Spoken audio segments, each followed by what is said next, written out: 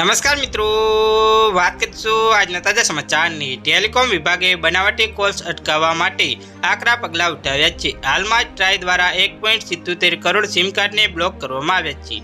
આ સિમ કાર્ડનો ઉપયોગ ફ્રોડ માટે થઈ રહ્યો હોવાની બાતમીના આધારે આ પગલું લેવાયું છે। દેશમાં 122 કરોડથી વધુ ટેલિકોમ યુઝર્સની સુરક્ષાને ધ્યાનમાં રાખતા ટેલિકોમ વિભાગે અને ટ્રાઈએ બનાવટી અને સ્પામ કોલ્સ પર લગામ કસી છે।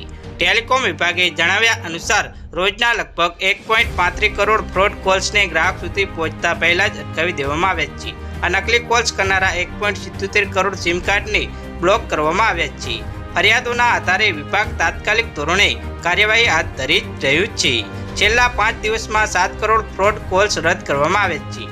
ટેલિકોમ વિભાગે ચોરી થયેલા મોબાઈલ નંબર પણ બંધ કરવાની કવાયત હાથ ધરી છે, જેના ભાગરૂપે 14 થી 15 લાખ ચોરી થયેલા મોબાઈલ નંબર બંધ કરવામાં આવ્યા છે, જેથી તેનો દુરુપયોગ થાય નહીં। આ સિવાય નવા નિયમો પણ બનાવાયા છે, જેમાં માર્કેટિંગ અને જાહેરાતો કરતી કંપનીઓના કોલ્સને વ્હાઇટ લિસ્ટેડ કરવામાં આવ્યા છે, જેથી અવારનવાર અને ગમે ત્યાંથી થતા બનાવટી કોલ્સથી ગ્રાહકોને સુરક્ષા પ્રદાન કરી શકાય। તો હાલ માટે આટલું જ, મળીશું નવી અપડેટ સાથે। જો તમને મારા વિડીયો પસંદ આવતા હોય તો વિડીયોને લાઇક કરી ચેનલને સબસ્ક્રાઇબ કરી બાજુમાં આવેલા બેલ આઇકનને દબાવી દેજો, જેથી તમને આવા નવા સમાચારની અપડેટ મળતી રહે।